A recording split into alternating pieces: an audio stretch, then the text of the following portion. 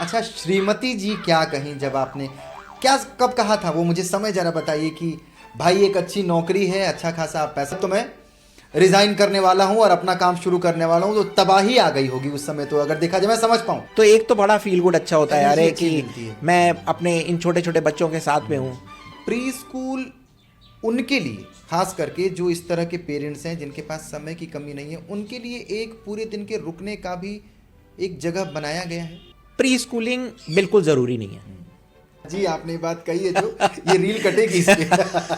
कि हाँ, pre schooling is mandate और अच्छी चीज़ है। पिछले साल एक घटना होती है लखनऊ में जिसमें कैब ड्राइवर पे ये आरोप लगता है कि वो किसी स्कूल के बच्ची के साथ फिजिकल अब्यूज़ जैसी चीज़ें कर रहा था।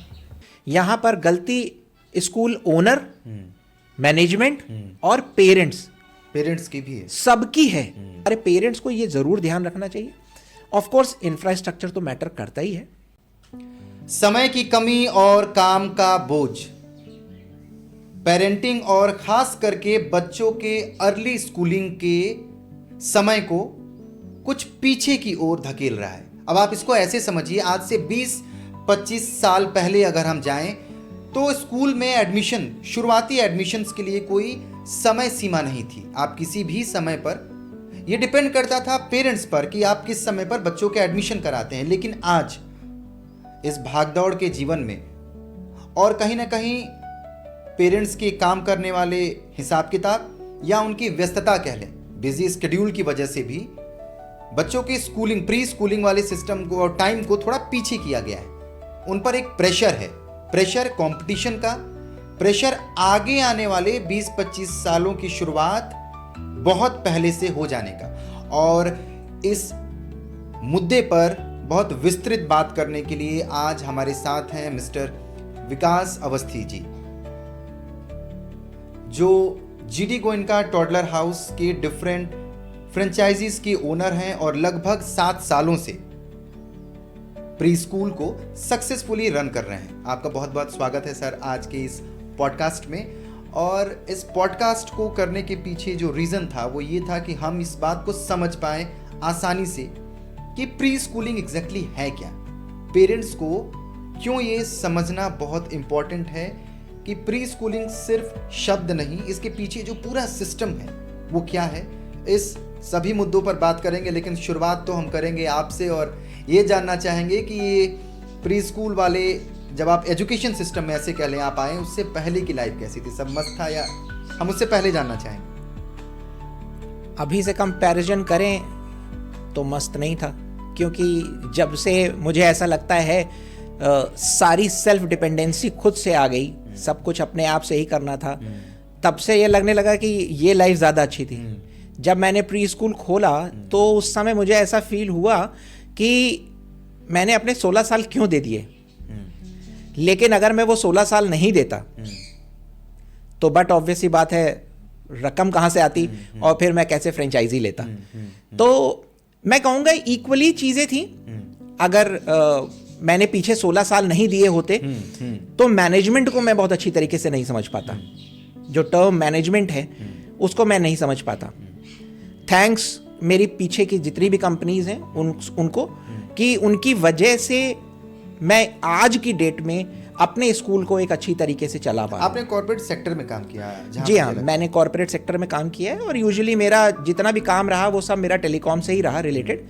तो मेरा शुरुआत हुई थी रिलायंस कम्युनिकेशन से, फिर उसके बाद कुछ समय करने के बाद मैं टाटा टेली सर्विसेज गया। टाटा टेली सर्विसेज के बाद जो मुझे सबसे अच्छा फील गुड जो शब्द जिसे हम बोलते हैं फील गुड जो आया, वो आया मुझे भारतीय एयरटेल लिमिटेड में। वहाँ करीब मैंने 10 साल दिए अपने जीवन के, लेकिन मैंने वहाँ सीखा भी बहुत कुछ। लेकिन वही चीज़ होती है कि लाइक एक सर्टेन टाइम के बाद ये फीलिंग आई कि अभी मेरी फैमिली को भी अब मेरी उतनी ही ज़रूरत है। घर में बच्चे बड़े हो रहे थे, तो मदर के साथ साथ इक्वली फादर का भी उसी फैमिली में होना बहुत ज़रूरी है। तो मैंने एक बड़ा डिसीजन लिया।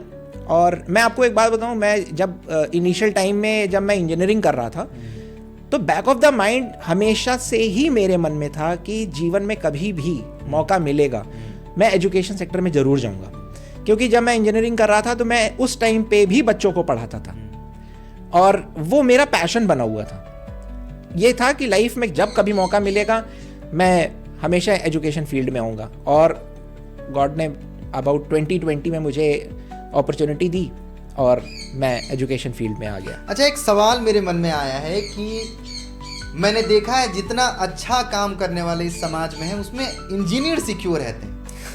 ये बहुत इंपॉर्टेंट चीज़ है समझने वाली कि मैंने देखा है आसपास के, चाहे वो मीडिया सेक्टर कह लें या कोई भी एजुकेशन में, आप मेरे सामने बैठे हैं, आप लेकिन भी मेरे सामने बैठे हो तो इंजीनियर्स क्या ऐसा है, हमें लगता है कि ये इंजीनियरिंग वाली जो फील्ड होती है वो इंसान को मजबूत बनाती है हर तरीके से। मैं आपसे दो चीज़ बोलूँगा, दो चीज़ें। जो मुझे ऐसा लगता है कि इंजीनियर के अंदर रिस्क टेकिंग कैपेसिटी बहुत होती है। एग्जैक्टली। और वो कॉन्फिडेंट बहुत होता है कि मैं कुछ भी करूँगा मैं कर ले जाऊँगा, और शायद इसी वजह से वो, चाहे मैं हूँ या आप हूँ या हमारी फिल्म इंडस्ट्री में कितने सारे एक्टर एक्ट्रेसेस हैं जो आज की डेट में अच्छे सफल एक्टर एक्ट्रेसेस हैं, तो मुझे जो अगर आप पर्सनली मुझसे पूछ रहे हैं तो मुझे तो यही लगता है कि ये दो एस्पेक्ट्स होते हैं इंजीनियर के अंदर जो उनको इस तरह से चीज़ें बना देते हैं। अच्छा, श्रीमती जी क्या कहीं जब आपने, क्या कब कहा था वो, मुझे समय जरा बताइए कि भाई एक अच्छी नौकरी है, अच्छा खासा आप पैसा पा रहे होंगे। जी हाँ। और वो दिन कब आया जब आपने सोचा होगा भाई अब तो मैं रिजाइन करने वाला हूँ और अपना काम शुरू करने वाला हूँ, तो तबाही आ गई होगी उस समय, तो अगर देखा जाए मैं समझ पाऊँ जी, तो क्या था अगर आप बताएं। और ख़ास करके मैं रोल जानना चाहता हूं आपकी श्रीमती जी, अगर मैं गलत नहीं हूं तो फैशन डिज़ाइनिंग से उनका संबंध है और बहुत सक्सेसफुल वो भी हैं अपने उस करियर में, तो उनकी सोच क्या थी? मैं आपको बताऊं अभिजीत जी, इस मामले में मैं ब्लेस्ड हूँ। मेरी वाइफ ने मेरे टोटल जॉब के करियर में मेरा बहुत सपोर्ट किया, जबकि मेरी ट्रांसफरेबल जॉब थी, मैं कहीं बाहर था, बच्चों को संभालना, वो भी कभी कभी मेरे साथ में रहती थी, मेरे पेरेंट्स को संभालना। फिर एक सर्टेन टाइम आया जहाँ पर हम दोनों ने ही आपस में डिस्कस किया था इस बात को कि क्या मैं अभी आगे इसको कंटिन्यू करूं और मैं फिर स्टेट को क्रॉस करके मैं कहीं दिल्ली, मुंबई, गुजरात कहीं और जाके सेटल हो जाऊं आगे, क्योंकि मेरी यहाँ पर लाइफ सैचुरेट हो गई थी। या लंदन, यूएस, जर्मनी, कुछ भी हो सकता है। वो कुछ भी हो सकता था। आपने जब मुझे बताया कि आपने लगभग 10 साल तो एक कंपनी को दे दिया, उससे पहले 6-7 साल, तो मुझे वो गाना याद आया, तेरे नाम जीवन अपना किया सारा समय। तो कहीं ना कहीं एक ज़्यादा समय देना कॉरपोरेट सेक्टर में जो कि आपने मुझे बताया, वो आपको तैयार कर पाया अब अपना कुछ बेहतर करने के लिए? बिल्कुल, आप ये समझ लीजिए, मेरी लाइफ का जो मैंने अपने 16 साल कॉरपोरेट सेक्टर को दिया, उसी ने मुझे तैयार किया, उसी ने ही मुझे तैयार किया। मैंने आपसे अभी पहले भी इसी बात को बोला था कि अगर मैंने शायद जॉब नहीं की होती तो मेरे अंदर मैनेजमेंट स्किल नहीं होती। ये मैनेजमेंट स्किल मुझे वहीं से मिली, ये पेशेंस मुझे वहीं से मिला, और end of the day stand होने के लिए पैसा भी मुझे वहीं से मिला। तो हमारी बात हो रही थी कि वो मैं कहानी जानना चाहता हूं, क्या हुआ? जी, हमारी बात हो रही थी कि फिर एक सर्टेन टाइम आया जहां पर हमने आपस में एक दूसरे से डिस्कस किया कि हाँ, डेफिनेटली एक अच्छा पैसा अभी महीने का बंधा हुआ अच्छा पैसा आ रहा है, क्या हम लोग इस चीज़ के लिए तैयार हैं कि मैं स्विच करूं। मेरे साथ प्लस पॉइंट एक चीज़ और भी थी कि ऑलरेडी, जैसे कि अभी आपने बताया कि मेरी वाइफ ऑलरेडी फैशन इंडस्ट्री से हैं, तो जब मैं जॉब में था मैंने उनको उसी समय ही तैयार कर दिया था इस चीज़ के लिए। उनका बुटीक वगैरह अपना उनका सेटल हो गया था, चीज़ें हो गई थी, तो कहीं ना कहीं एक बैक ऑफ द माइंड ये था कि हाँ चलो ठीक है, बहुत लेविश लाइफ नहीं तो एक मिडिल क्लास की लाइफ तो हमारी चल ही जाएगी अगर हम इस बीच में अगर हम किसी तरीके से भी स्ट्रगलिंग फेज में आते हैं।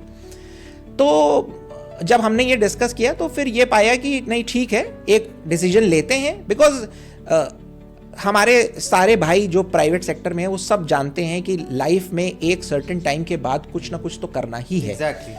तो मेरा यही केवल मानना था कि जब तक हाथ पैर चल रहे हैं तब तक हम अपने आप को क्यों ना सेटल कर लें। अब अगर मैं ये सोचता कि मैं जब 50 साल को हो जाऊंगा और फिर मैं उसके बाद सोचूंगा, तो किसी भी बिजनेस को सेट करने के लिए मान के चलिए मिनिमम 5 साल लगते हैं। और अगर मैं 50 साल की उम्र के बाद क्या मैं तैयार होता, क्या मेरी बॉडी इतना मुझको तैयार कर पाती कि मैं रिस्क ले सकता हूँ। तो इसीलिए एक सर्टेन टाइम पे हमने डिसीजन लिया, मेरी वाइफ ने बहुत सपोर्ट किया। यही डिसीजन तो सबसे पहले ले लिया, फिर उसके बाद बात आई कि करना क्या है। तो जैसे ही ये बात आई तो मेरे दिमाग में सबसे पहले यही आया कि देखो, मेरा हमेशा का ड्रीम रहा कि मैं एजुकेशन फील्ड में काम करूंगा। तो जब ये बात हुई तो फिर हमने कुछ और सोचा ही नहीं। परिवार में मुझे लगता है एजुकेशन फील्ड से कोई था या हमारे परिवार में जो आपको इन्फ्लुएंस कर सके? मेरे पूछने का ये कारण। देखिए, इन्फ्लुएंस करने वाला तो कोई नहीं था। मतलब ये सीधे सीधे आपका डिसीजन था? हमारा इंडिविजुअल डिसीजन था। फिर जब हमने आपस में डिसीजन लिया तो यही डिसीजन लेके हम अपने पेरेंट्स के पास गए।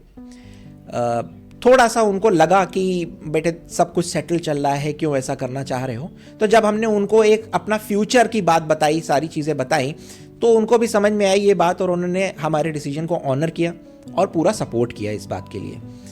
फिर उसके बाद हम लोग ने सर्च करना शुरू किया कि क्या करना है, कोचिंग खोलनी है, ब्रांडेड कोचिंग खोलनी है, या क्योंकि देखिए कंस्ट्रेंट था बजट का। हम ये नहीं कह सकते हैं ना कि लाइक हम एक बहुत बड़ी सी स्कूल की बिल्डिंग खोल लेंगे, कि वहाँ पर तो हम वो कर नहीं सकते थे, क्योंकि हमें मालूम था कि मेरे पास एक एक्स अमाउंट है और मुझे इसी में सब कुछ करना है। फिर एकदम से हमारे पास अपॉर्चुनिटी आई जीडी गोयनका की। अब ये हम आपसे डिस्कस करेंगे बाद में कि ये अपॉर्चुनिटी कैसे आई हमारे पास। जीडी गोयनका की हमारे पास अपॉर्चुनिटी आई, उनसे हमारा इंटरव्यू हुआ, इंटरव्यू में चीज़ें सेटल डाउन हो गई और एट लास्ट मुझे फिर पहली फ्रेंचाइजी 2020 में मिल गई। एक कहावत मैंने सुनी है कि किसी और की थाली का पनीर की सब्जी होने से बेहतर है अपने घर के जाते में दाल बन जाओ। मतलब किसी और की नौकरी से बेहतर है भले वो दाल की तरह जाते में हम घूम रहे हैं, लेकिन अपना हमेशा हमें लगता है कि छोटा हो शुरुआत, बड़ी शुरुआत।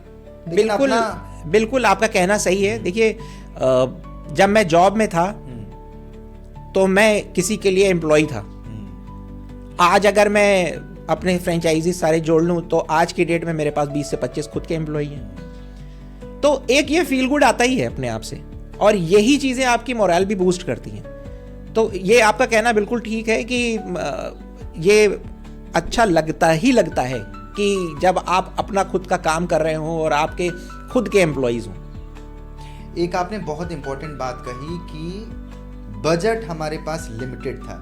ये मैं इसलिए रिपीट कर रहा हूँ कि आजकल के टाइम में यही बहुत बड़ी चीज़ होती है, यूथ खास करके कह लें। पैसे, जितने पैसे उनके पास होते हैं, मुझे लगता है कि 10 में 5 लोग के साथ ये स्थिति है, उससे ज़्यादा की सोच रखते हैं। उसके बाद कहीं ना कहीं अगर भगवान न करे फेल होते हैं तो स्थिति इसी कारण से बनती है। तो बहुत इंपॉर्टेंट आपने बात कही कि बजट हर एक व्यक्ति के लिए, चाहे वो अरबपति हो या मिडिल क्लास हो या लोअर मिडिल क्लास, जो भी कह लें, लेकिन बजट इज वेरी इंपॉर्टेंट, बहुत इंपॉर्टेंट कोई नई चीज शुरू करने के लिए। एग्जैक्टली। अच्छा, मेरा आपसे अगला सवाल ये है कि स्कूलिंग, जैसा कि आपने बताया जब अपने व्यवसाय की शुरुआत करनी थी आपको, एक तरह से मैं ये शब्द यूज कर रहा हूँ, जी हाँ, तो आपने प्री स्कूल, फाइनली आपने अपने फोकस जो एरिया था उसको पॉइंट किया प्री स्कूल पे। उसके पीछे क्या कारण थे? देखिए, उसके पीछे कारण ये था कि सबसे पहले तो मैंने आपको ये बताया कि मेरा बजट नंबर 1, नंबर 2 सबसे मेन जो चीज़ थी वो ये थी कि एजुकेशन में मेरा, आप ये मान के चलिए 80% मन हमेशा से यही था कि मैं एक प्री स्कूल खोलूं। उसका एक बहुत बड़ा कारण है। उसका कारण क्या है कि जो बच्चे हमारे पास आते हैं ना, इतने टेंडर एज के होते हैं, इतने यंग होते हैं, वो डेफिनेटली आपको भी यंग बना देते हैं। सबसे पहली बात तो ये। तो एक तो बड़ा फील गुड अच्छा होता है यार कि मैं अपने इन छोटे छोटे बच्चों के साथ में हूँ। जब आप उनसे मिलें, उनके साथ बैठें, उनके साथ खेलें, तो एक अलग ही फील आता है। अचानक से ढेर सारे बच्चे हो जाते हैं आपके। एग्जैक्टली एकदम से ऐसा फीलिंग आ गई कि अभी ऐसा लगता ही नहीं है कि मैं 2 बच्चों का बाप हूँ। अभी तो ऐसा लगता है कि लाइक जो भी सब है सब हमारे ही बच्चे हैं। तो ये डिसीजन उसी समय इंस्टेंटेनियसली मैंने ले ही लिया था कि नहीं, खोलेंगे तो प्री स्कूल ही खोलेंगे, जिसकी वजह से हम एक अपने बच्चों पे अच्छी नींव भी दे सकें और वो बच्चे हमें भी इक्वली उतना ही प्यार दे सकें। अच्छा, ये सवाल जो मैं आपसे पूछने जा रहा हूँ, हो सकता है कि इसका आंसर खुल के आप ना देना चाहें, जो मैं चाहूँगा भी नहीं, लेकिन एक मोटा मोटी एस्टिमेटेड बजट, जी हाँ, जी हाँ। क्या होता है एक प्री स्कूल, अच्छा प्री स्कूल खोलना और पूरी सुविधाओं के साथ उसको खोलने में जो अंतर है, तो एक बजट कहाँ रुकावट बनती है? अभिजीत जी, मैं आपको बताऊं, देखिए इस क्वेश्चन का आंसर देने से पहले मैं आपको एक चीज़ बताना चाहूँगा कि देखिए प्री स्कूल्स जो हैं वो दो तरीके के हैं। हमारे पास ब्रांडेड प्री स्कूल्स हैं जिसको कि हम सो कॉल्ड फ्रेंचाइज बिजनेस पे बोलते हैं, और एक होता है नॉन ब्रांडेड। ठीक है, तो सबसे पहली बात तो ये आ गई कि आपका अगर ब्रांडेड बिजनेस पे जा रहे हैं तो मैं आपको बिल्कुल नंबर के साथ भी बता सकता हूँ, ये आपके इंफ्रास्ट्रक्चर पे डिपेंड करता है कि आपने किस तरह का इंफ्रास्ट्रक्चर बनाया हुआ है, क्योंकि सिंस आप ब्रांडेड में हैं तो आपको उस पर्टिकुलर फ्रेंचाइज की ही हिसाब से ही आपको चलना पड़ेगा। तो कहीं भी आप मान के चलिए, आज की डेट में अगर एक अच्छा स्कूल, ब्रांडेड प्री स्कूल खोल रहे हैं तो आपको कम से कम 30 लाख रुपए का इन्वेस्टमेंट करना ही करना पड़ेगा। ऑन द कॉन्ट्ररी, अगर आपने अपना कोई ब्रांड खोल लिया, कहा कि चलिए ठीक है, मैं कोई ब्रांड में नहीं जाता हूँ, मैं कुछ अपना खोलता हूँ, अगर आपके पास 1000-1200 स्क्वायर फीट की भी जगह है तो आप जो उसी बिजनेस को आप 5 से 7 लाख रुपए में भी खोल सकते हैं। लेकिन फिर बात वही आती है कि क्वालिटी, और आज की डेट में जहां तक मैं जानता हूं, पेरेंट क्वालिटी से कंप्रोमाइज नहीं करता है। शायद इसी वजह से आज की डेट में जो हमारे नॉन ब्रांडेड स्कूल हैं वो बहुत स्ट्रगल कर रहे हैं। एक बात मैं आपसे समझना चाहता हूँ, क्या ये सच है कि आजकल जो पेरेंट्स हैं, मैं सबकी बात नहीं कर रहा हूँ, उसमें बहुत ऐसे लोग हैं जिनकी ये सोच है कि मैं नौकरी पेशा व्यक्ति हूँ या मैं नौकरी पेशा महिला हूँ, तो पूरे पूरे दिन के लिए बच्चे को कहीं सेटल कर देते हैं। मैं देखता हूँ किसी के नाना नानी के घर बच्चे रहते हैं, कुछ ऐसी जगहों पर जाते हैं कि सुबह माँ बाप के साथ गाड़ी में भर के आए और फिर वो वापस आते हैं अपने ऑफिस से तो उनको लेते हुए जाते हैं। तो प्री स्कूल उनके लिए, खास करके जो इस तरह के पेरेंट्स हैं जिनके पास समय की कमी नहीं है, उनके लिए एक पूरे दिन के रुकने का भी एक जगह बनाया गया है। मैं उनके पॉइंट ऑफ व्यू से ये बात समझना चाहता हूँ। जी हाँ, देखिए प्री स्कूल जो है, मैं आपको बताना चाहता हूँ, छोटे बच्चों के लिए प्री स्कूल की एक सेकेंड डेफिनेशन भी है जिसको कि हम बोलते हैं सेकेंड होम। और आप एक चीज गौर करिएगा, आपको करीब 80% प्री स्कूल घर ही में दिखेंगे, रादर देन कि उसका एक बड़ा भव्य सा कोई इंफ्रास्ट्रक्चर बनाओ। वो बहुत कम ही ऐसा होगा, 10-15%, 20% ही ऐसे कोई स्कूल होंगे जो जिनका कोई एक भव्य इंफ्रास्ट्रक्चर बना होगा। प्री स्कूल को घर में बनाने का कारण ही यही है कि बच्चा हमारा एक घर से निकल के दूसरे घर में आता है, उसको ये फीलिंग आती है कि मैं अपने घर से निकला या निकली और फिर मैं जो प्री स्कूल मेरा है मैं वहां पर आ गई, जो कि मेरा सेकेंड होम है। अब मैं आता हूं आपके क्वेश्चन पे। डेफिनेटली बहुत सारे ऐसे स्कूल्स हैं, बहुत सारे ऐसे प्री स्कूल हैं, इंक्लूडिंग हमारा स्कूल भी ऐसे ही है, जिसमें हम डे केयर फैसिलिटी भी प्रोवाइड करते हैं। अब इसमें क्या है कि डे केयर फैसिलिटी में क्या होता है, क्योंकि देखिए आज का जो समय है उसमें इक्वली पेरेंट दोनों अगर नहीं अर्न कर रहे हैं तो आप एक अच्छी लेविश लाइफ ना खुद जी सकते हैं और ना आप अच्छे बच्चे को दे सकते हैं अपने बच्चों को। तो पेरेंट्स अगर दोनों ही वर्किंग है और उनके साथ कंस्ट्रेंट है कि कोई ग्रैंड पेरेंट साथ में नहीं है, तो उन पेरेंट्स के लिए जो हमारा सेकेंड होम है, जो प्री स्कूल है, उसमें हम डे केयर फैसिलिटी भी चलाते हैं। ये डे केयर फैसिलिटी हम पेरेंट्स के हिसाब से चलाते हैं कि उनको कितने बजे से कितने बजे तक के लिए चाहिए। मॉर्निंग में बच्चा हमारे पास आता है, हमारी एकेडमिक्स को इन्हांस करता है, वो सारी हमारी एकेडमिक को चीज़ों को कंटिन्यू करता है। फिर उसके बाद उसका आफ्टर स्कूल डे केयर शुरू हो जाता है, जहाँ पर वो अपने बहुत सारी अलग अलग डिफरेंट एक्टिविटीज़ करता है। उसका अपना एक जगह होती है, उसका अपना एक छोटा सा बेड होता है, सब कुछ होता है। खाने, अब यहाँ पर क्या आता है, खाने के लिए दो तरीके से अब प्री स्कूल्स में भी डिवाइडेड है, जहाँ पर प्री स्कूल्स कई सारे कहते हैं कि पेरेंट अपना खाना बच्चे का खुद ही भेजे, और बहुत सारे ऐसे प्री स्कूल्स हैं जहाँ पर प्री स्कूल अपना खुद का खाना भी प्रोवाइड कराता है।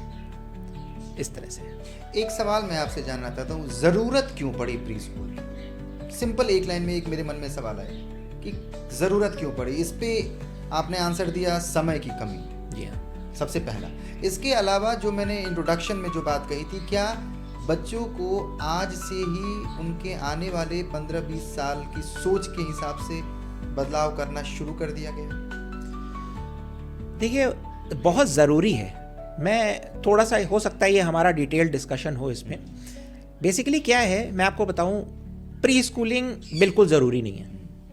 अब आप कहेंगे, आप खुद एक फ्रेंचाइजी ओनर है, अब 2 स्कूल के हैं, रील काटने वाली बात ये हो गई है। जी, आपने बात कही है, जो ये रील कटेगी इसके। हाँ। नहीं, लेकिन मैं आपको ये दोनों ही एस्पेक्ट बताता हूँ कि प्री स्कूल क्यों होना चाहिए और क्यों नहीं होना चाहिए। अभी देखिए क्या है कि अगर फॉर एग्जाम्पल एक पेरेंट है जिन्होंने कहा कि नहीं, मैं अपने बच्चे को प्री स्कूल नहीं भेजूंगा, वो घर पे रहेगा, ठीक है। उनके घर में ग्रैंड पेरेंट्स भी हैं, उनके घर में नैनीज भी हैं, उनके घर में नौकर चाकर सब कोई लगा हुआ है। इनफैक्ट एक बड़ा भाई भी है और एक बड़ी बहन भी है बच्चे की। अब पेरेंट ने कहा कि नहीं, एक काम करते हैं, बच्चा हमारा जब सीधे 6 साल का होगा, हम तब उसको सीधे फॉर्मल स्कूल भेजेंगे, प्री स्कूल भेजने की जरूरत नहीं है। क्यों? क्योंकि अरे वहाँ क्या करेगा, खेलेगा, तो इससे अच्छा घर में खेले। अब बात क्या होती है, जब वो बच्चा घर पे खेल रहा होता है, वो क्या खेल रहा है? क्या वो स्ट्रक्चर्ड वे में चीजें खेल रहा है? और इतना अनफॉर्चुनेट है कि आज की डेट में पेरेंट्स के लिए सबसे इजी क्या चीज है, दैट इज मोबाइल फोन। परेशान हो रहे हो, मोबाइल फोन ले लो, खेलो। परेशान हो रहे हो, टीवी ऑन कर देते हैं, देखो अच्छा क्या आ रहा है, देखते रहो। तो हमारा जो डॉक्टर्स हैं वो तक ये बोलते हैं कि जो एज ग्रुप होती है 1 साल से लेके 5 साल या 6 साल की जो एज ग्रुप होती है, इस एज ग्रुप में जो बच्चों का मेंटल डेवलपमेंट होता है वो सबसे ज्यादा तेज होता है। और अगर इसी टाइम को हमने घर पे यूटिलाइज करा दिया तो देखिए, बच्चे तो क्या है, वो कच्ची मिट्टी के हैं। सही तरीके से यूटिलाइजेशन नहीं हो पाया। सही तरीके से यूटिलाइजेशन वो बच्चे का नहीं हो पाया, कच्ची मिट्टी की तरह हैं। अब घर में थे, भाई बहन के साथ थे, लड़ रहे थे, खेल रहे थे, मोबाइल देख रहे थे, टीवी देख रहे थे, उनका यूटिलाइजेशन वहीं पे हो गया। और कहीं कहीं बीच में मम्मा का फोन आ गया तो मैंने भाई से या बहन से कह दिया, इसको ABCD सिखा देना। अब बच्चे ने ABCD को प्रॉपर्ली सीखा नहीं सीखा, उससे कोई लेना देना नहीं। क्यों? क्योंकि 6 साल के बाद वो फॉर्मल स्कूल में जाएगा, फिर स्कूल समझेगा। अब बात आती है यहाँ पर प्री स्कूल में आना क्यों जरूरी है। देखिए, प्री स्कूल में आना इसलिए जरूरी है कि जैसे कि मैंने आपको अभी यही जस्ट बोला कि 1 से 5 साल या 6 साल की एज में मेंटल ग्रोथ सबसे ज्यादा होती है। प्री स्कूल उसी कच्ची मिट्टी को एक स्ट्रक्चर्ड वे देता है। 3 घंटे या 4 घंटे का स्कूल होता है रादर। इस 4 घंटे में या 3 घंटे में वही बच्चा जब प्रॉपरली टाइम से, उसको ये मालूम है मेरा 9 बजे का स्कूल है, तो सुबह 8 बजे उठ जाएगा। अब उसका क्या है, रूटीन बनना शुरू होगा। 8 बजे उठेगा, ब्रश करेगा, फिर रोज नहाना है उसको। क्यों? क्योंकि मुझे 9 बजे स्कूल पहुंचना है। यूनिफॉर्म पहनेगा, ठीक है। आप देखिए, बच्चे की लाइफ में डिसिप्लिन आना शुरू हो रहा है। उसको यूनिफॉर्म पहनना है, फिर उसको टिफिन लेके जाना है। अब उसके अंदर भी एक्साइटमेंट लेवल बढ़ रहा है कि मुझे रोज स्कूल जाना है। फिर वो स्कूल आता है, स्कूल में पढ़ाई करता है। अब स्कूल में पढ़ाई किस तरह से होती है, क्या होती है, वो डिफरेंट स्कूल का एस्पेक्ट होता है। फिर उसके बाद उसी खुशी के साथ बच्चा वापस जाता है और रात में अर्ली सोना भी शुरू करता है। क्यों? क्योंकि सुबह उसे जल्दी उठना है। So this is the only thing कि प्री स्कूल क्यों जरूरी है। और इसीलिए प्री स्कूल होना बहुत जरूरी है अपने बच्चे के लिए। क्यों? क्योंकि बच्चे के अंदर अगर आपने वैल्यूज नहीं लाई, और ये वैल्यूज केवल और केवल एक अच्छे प्री स्कूल जाके ही आएगी बच्चे के अंदर। कभी आपको ऐसा लगा कि आपने ये क्या कर दिया? ये सवाल पूछने का मतलब मेरा ये है कि जब आप प्री स्कूल में आए तो कभी ऐसा हुआ कि अरे यार ये गड़बड़ हो गया मुझसे? देखिए, मैं आपको बताऊं, अगर ये मेरा पैशन नहीं होता तो शायद कभी ना कभी ये जरूर आता। एंड सेकेंडरी देखिए ऐसा है कि लाइक हम जब प्री स्कूल का काम हमने शुरू किया तो इनिशियल फेज हमारा बहुत टफ फेज था, जो कि था कोविड का टाइम। 2020 में हमने इस पहली फ्रेंचाइजी ली थी और वो हमारा बहुत टफ टाइम था। करीब 1.5 साल हमने स्कूल चलाया ही नहीं, केवल फ्रेंचाइजी लेके, और हमने स्कूल चलाया ही नहीं। लेकिन इस बीच में हम सोशल मीडिया में इतना ज़्यादा एक्टिव थे कि एनी हाउ हमारे साथ पेरेंट्स बहुत सारे जुड़ गए जो माने नहीं, और उन्होंने कहा नहीं सर, आप प्लीज़ कैसे भी करके ऑनलाइन क्लासेस ही शुरू कर दीजिए। सो यू वोंट बिलीव, हमारा जो पहला सेशन शुरू हुआ ऑनलाइन सेशन सो कॉल्ड, वो लखनऊ, दिल्ली, बेंगलोर, गुजरात और छोटे छोटे स्टेट्स की जगहों के बहुत सारे बच्चे हमारे साथ ऑनलाइन में जुड़े। वहाँ से हमारी चीज़ें शुरू हुई। उससे पहले जब तक चीज़ें नहीं शुरू हुई थी तो लगा कि शायद गलत समय पे डिसीजन ले लिया। मुझे कभी इस बात का रिग्रेट फील नहीं हुआ कि हमने छोड़ा क्यों। उस टाइम पे हमें ये बस जरूर रिग्रेट फील हुआ क्योंकि अगर थोड़ा सा भी आइडिया होता कि सिचुएशन इतनी ज़्यादा पैनिक हो जाएगी तो शायद जो चीज़ हम 2020 में कर रहे थे हम 22 में करते उस चीज़ को। नहीं, मैं आपसे इसलिए मेरा सवाल ये था कि आप कोविड हटा दें। कोविड तो सबके साथ, देश और दुनिया के साथ बहुत परेशानियां लेकर अपने साथ आया और कुछ हद तक कहा जाए तो धीरे धीरे कुछ 1-2 साल पहले ख़त्म हुआ, वरना सबको परेशानियां हुई। अगर कोविड हटा दें तो शुरुआती एक्सपीरियंस मैं जानना चाहता हूं, क्या ऐसी चीज़ें हैं जो शुरुआत में समझने में परेशानियां ना कह लें, एक्सपीरियंस मैं जानना चाहता हूं कि शुरू में ऐसी क्या चीज़ें होती हैं या आपके साथ हुई स्कूल खोलने के बाद जो आप साझा कर सकें। अगर देखिए, ऐसा है कि मेरे साथ कभी कोई परेशानी नहीं हुई। सबसे पहली बात, एक तो सबसे पहली बात कि स्कूल का हमारे हमेशा सपोर्ट रहा। मोटिवेशनल रील नंबर 2 कटेगा, ये आप ध्यान दीजिएगा। ये दूसरी चीज़ है जो इम्पोर्टेंट हमें निकल के आई। जी, तो मैं ये कह रहा था कि एक तो स्कूल का हमारे साथ हमेशा सपोर्ट रहा। दूसरा, जब भी मैं अपने बच्चों के साथ आया, अपने बच्चों के पास आया, मैंने हमेशा अपने आप को बहुत पॉजिटिव फील किया। तो मुझे कभी भी ऐसा फील नहीं हुआ या कभी ऐसा रिग्रेट नहीं फील हुआ कि यार गलत हो गया या नहीं होना चाहिए था। हमेशा चीज़ें। और अब आती है बात कि हमने जो इनिशियल फेज में जब हमने अपना प्री स्कूल शुरू किया तो क्या चैलेंजेस आए। देखिए, चैलेंजेस आते हैं तब जब आपके पास सपोर्ट नहीं होता। मैंने जैसे कि अभी आपको बोला कि स्कूल ने हमें काफ़ी सपोर्ट किया, यस, लेकिन होता क्या है कि प्रैक्टिकली तो सामने आप जब बैठे होते हैं तो हमें पेरेंट्स को कैसे डील करना है वो बहुत मैटर करता है। और वो आपको मैं बताऊं, मेरी सारी 16 साल की नौकरी ने उसको जस्टिफाई किया। क्योंकि जैसे कि मैंने आपको बताया था कि हम पीछे कॉरपोरेट में थे तो हम हमेशा ही छोटे से लेके बड़े अधिकारी तक हमेशा सबसे मिलें। तो किससे किस तरह से बात करनी है, किसको किस तरह से कन्विंस करना है, किससे किस तरह से टैकल करना है, हमने वो सारा का सारा एक्सपीरियंस अपना इस 7 साल में निचोड़ के डाला।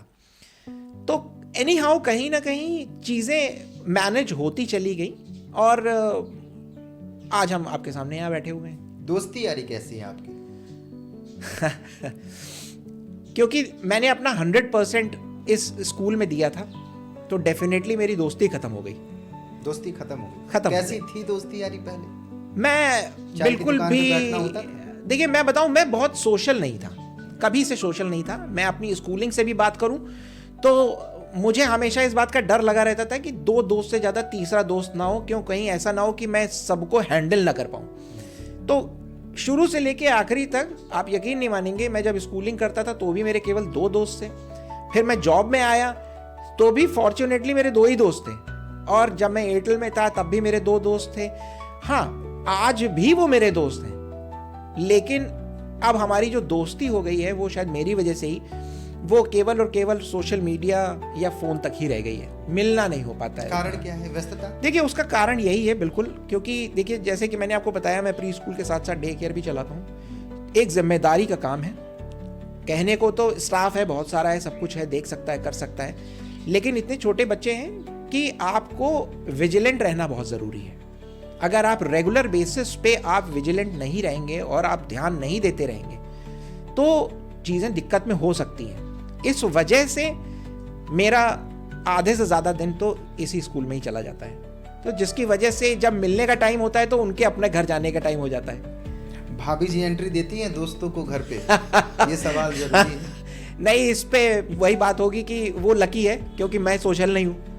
उल्टा वो मुझे कई बार बोलती है कि बिल्कुल सोशल नहीं हो, घर से निकलते ही नहीं हो, अगर स्कूल से आ गए तो घर ही पे रहना है, कहीं जाना ही नहीं है। तो इस वजह से लाइक एंट्री और एग्जिट का तो कोई बात ही नहीं हुई।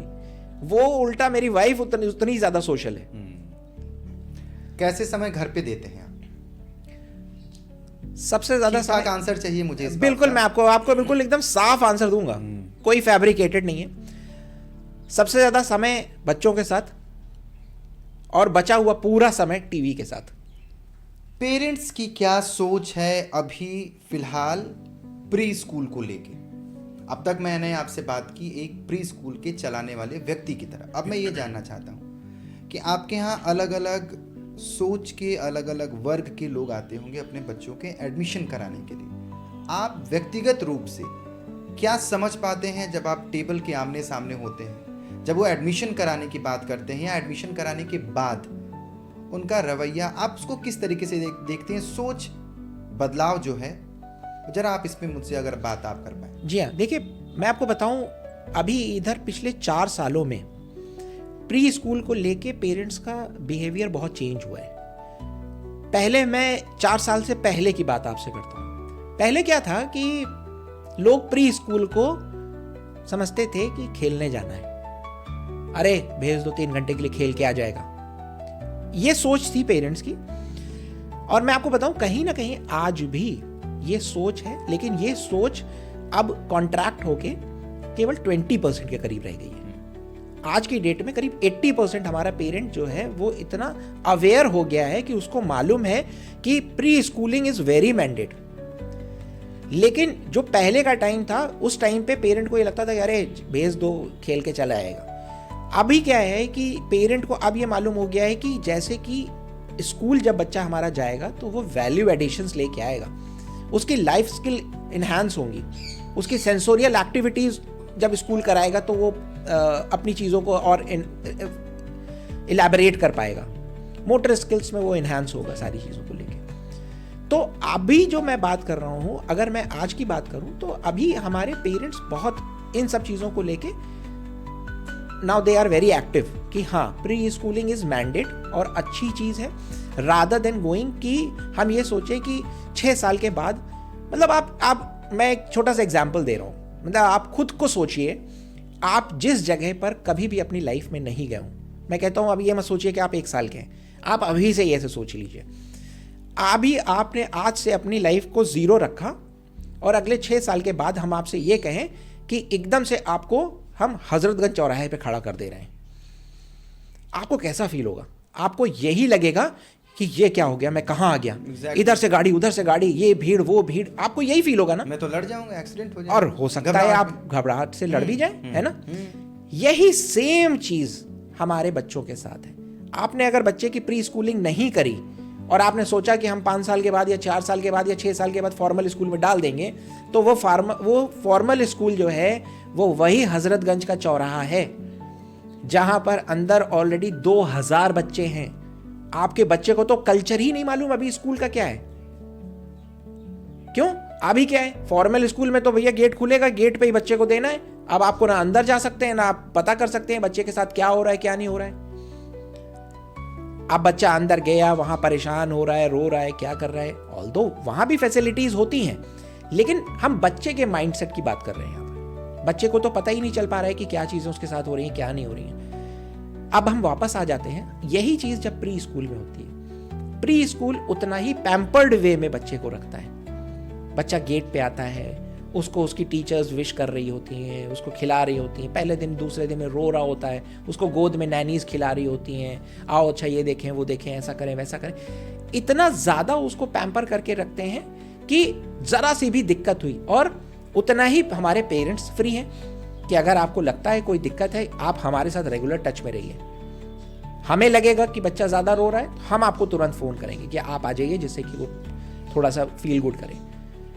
तो इसलिए प्री स्कूलिंग बहुत ज़रूरी है बच्चे को नर्चर करने के लिए। कितने पेरेंट्स आपके पास ऐसे आते हैं जो बच्चों को स्कूल ड्रेस पहनाने, नाश्ता कराने के बाद और वापस स्कूल से घर आने के बाद उनसे पढ़ाई लिखाई के बारे में पूछते होंगे या पढ़ाई लिखाई के बारे में बात करते होंगे? आपके हिसाब से कितने लोग होंगे? अगर आप इसका उत्तर सीधे तौर पर ना देना चाहें तो आप एक से 10 की संख्या में भी बता सकते हैं। मैं ये जानना चाहता हूँ, इसके पीछे रीज़न ये है कि क्या पेरेंट्स या गार्जियन, पहले ऐसा होता था, जो समय पहले था लालटेन 6 बजे जल जाती थी और पढ़ाई के लिए एक दबाव ना महसूस करते हुए भी दबाव बच्चों पर होता था।